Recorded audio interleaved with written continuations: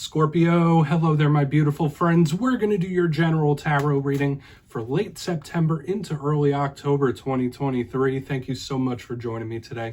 You know I appreciate each and every single one of you. So let's get right down to business as always and start you off with an oracle card here, just so we could dip our toes into energy and see what's going on for the lovely Scorpio collective. I hope you're all doing fabulous and fantastic, my friends.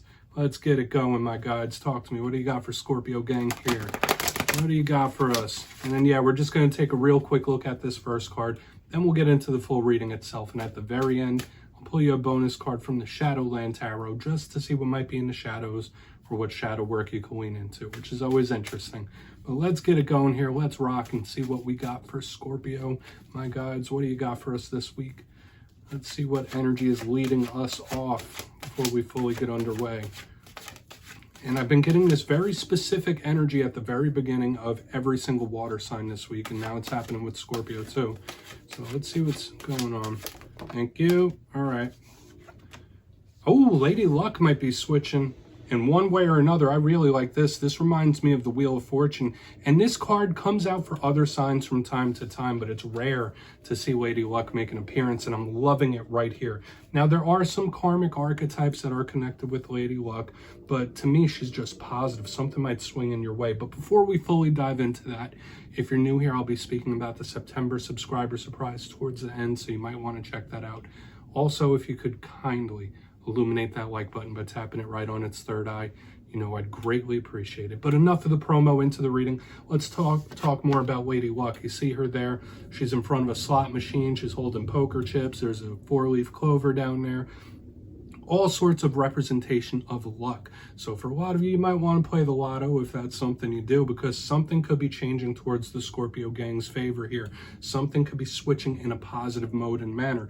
Now, this isn't to say that we're not going to have any struggle for us within the reading this week. There might be, right? There might be some issues and problems that we may be dealing with. But whenever Lady Luck is here, it tells us that luck will be on your side. Even if you're in some dicey things or hurtful things, you might make it out better than you normally would have when she shows up, or things are just going to change for the better quickly. So I really like this. And being that this week, all the other water signs have had really positive readings, I like that this is here. But let's get into tarot. And you know, I always say the first card doesn't make or break the reading. It's only a footnote, but that's still positive regardless. Let's get your 3 cards in the upright. Then we'll get into the intuitive, juicy stuff. I mean, like the Wheel of Fortune, it could just represent karmic archetypes, but we'll see. We'll see if the karmic cards start to show. So let's get it going here. And while we get the deck ready, let's talk about last week's reading. There was some mystery afoot. The reading was titled An Unexpected Situation. So for a bunch of Scorpios, obviously not every single one, unexpected situations of various kinds could have been popping up. So if that has been the case, if things have been popping up that you didn't see coming, hopefully they haven't been too tough or rough on you. You know how life goes. But that energy could still linger for the coming days and weeks, so keep that in mind. But as you know, energy is very fluid, never set in stone, so only take this how it hits for you, because we could be seeing your vibe or someone you're linked to. Let's get your 3 cards out. And as I always say, feel free to check your other alignments as well, but let's get it going. Okay. So we go from Lady Luck to 10 of Swords energy in the beginning, so we're starting with an ending here. Okay. Well, if there's any sign that can respect the 10 of Swords energy for what it is, it's us Scorpios, right? Let's get a couple more. Don't worry, I'm in for it with you, my friends. You already know. What do we got in position? Okay, we got the 9 of Cups. So that is drastic. That is extreme. That we're going from 10 of Swords to 9 of Cups. And I did say it with the Lady Luck in the very beginning that things could be shifting in a very quick way from one way to another. Okay, let's keep it moving, I suppose. That is very extreme. Let's get one more. Like, it's almost baffling to me how quick that energy just changed. Queen of Swords, very stern, very serious. We have a lot of air energy in the mix here, my friends, so we'll see what's going on. Okay, let me just try to align these cards a little better.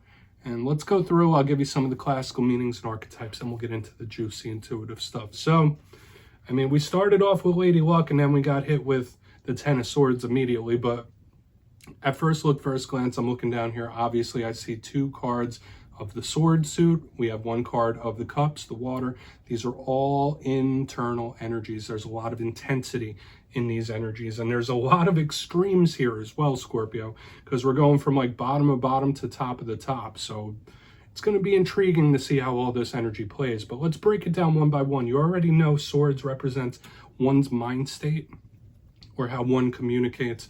So when we get the 10 of Swords in position number 1, we are starting with an ending, okay? I just knocked the 9 of Cups out of there. Let's just put him right back where he belongs. Now, when we get the 10 of Swords, as with all 10s, they represent the end of a cycle or the close of a cycle. This one in particular is pretty rough and tough. So it can be a tough ending or a painful ending or a situation where it's problematic, right? This is a card of pain. It's a card of loss. So we're starting with some rough energies here, but as you see, that kind of changes as we move throughout the whole entire reading. But anyone familiar with tarot knows that 10 of Swords is tough to deal with. And as I said earlier, if any sign could deal with 10 of Swords energy and transmute it, it would be us Scorpios, right? So, and I don't think many people would argue that fact, but the 10 of Swords does have positives to it. It does represent being at a rock bottom, but nowhere to go but up. And as we move towards the center of the reading, we see that because we go from the bottom of bottom with this 10 of Swords skyrocketing to one of the best energies and best cards in the whole entire deck. We got the 9 of Cups, wish fulfillment here. So for some of you, this could be a drastic or intense change where things are just very extreme from one end to another. It's very volatile and fiery, even though this is all internal air and water.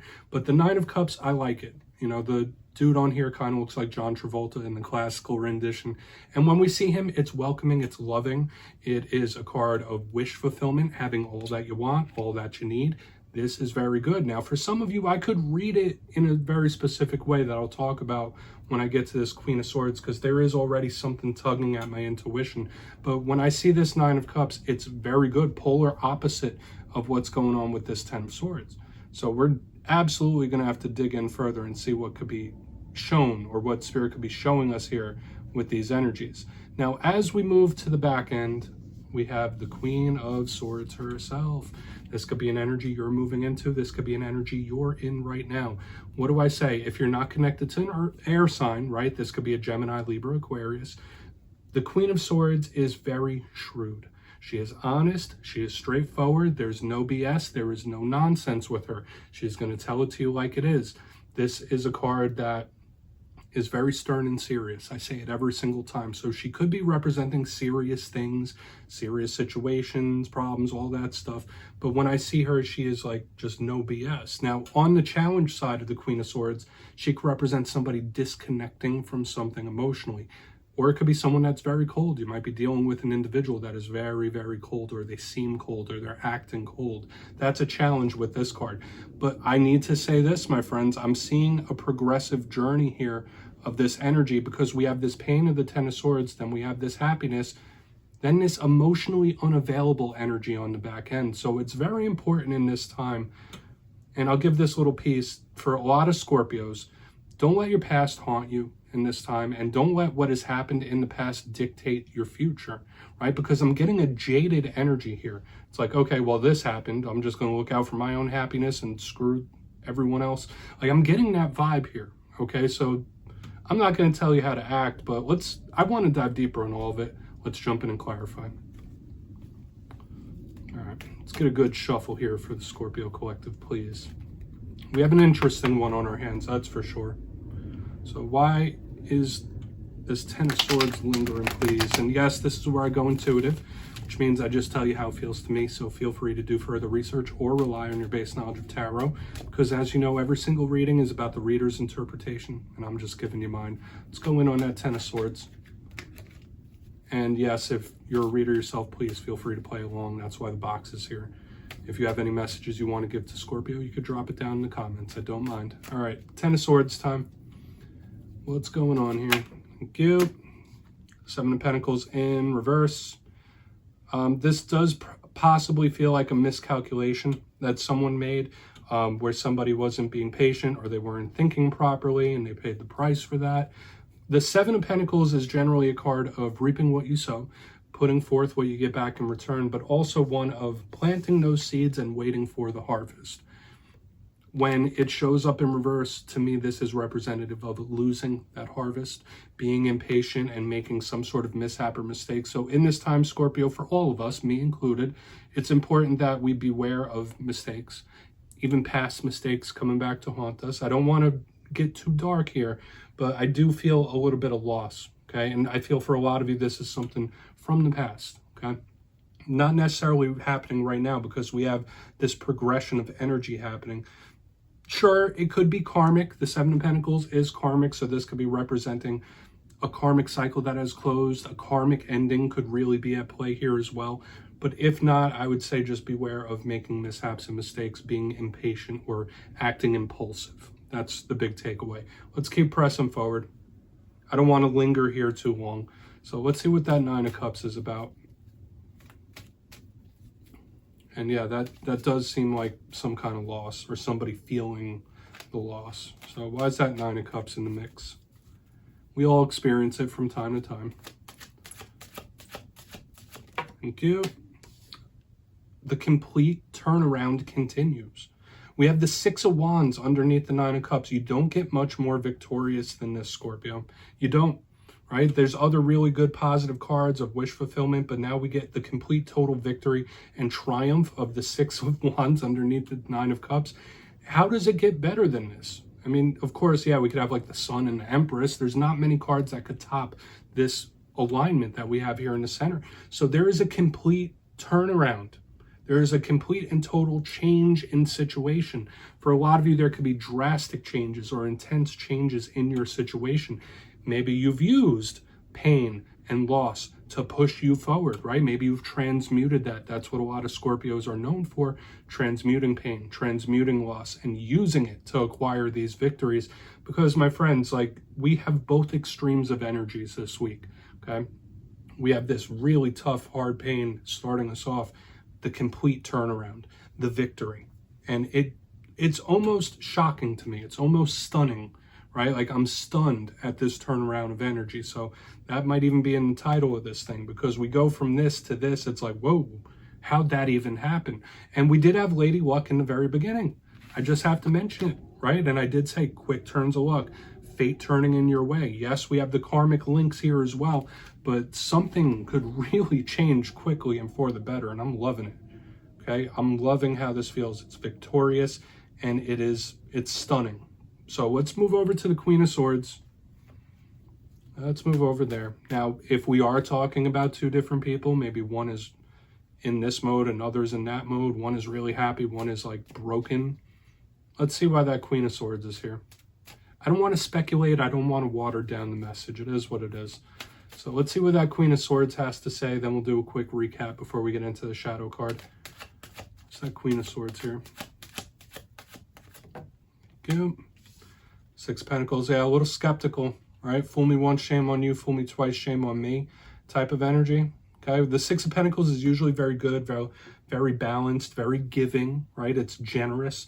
But when I see it under the Queen of Swords, I see somebody that is going to be very, very discerning about who they give their time to, who they give their efforts to. It's like, okay, I've been down that road before. I'm not going to go down that road again.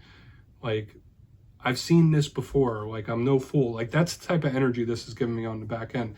Because one thing I can say, with the Nine of Cups and now the Six of Pentacles, these are extremely generous types of cards. They're very giving types of cards. This Queen of Swords is not so quick to give.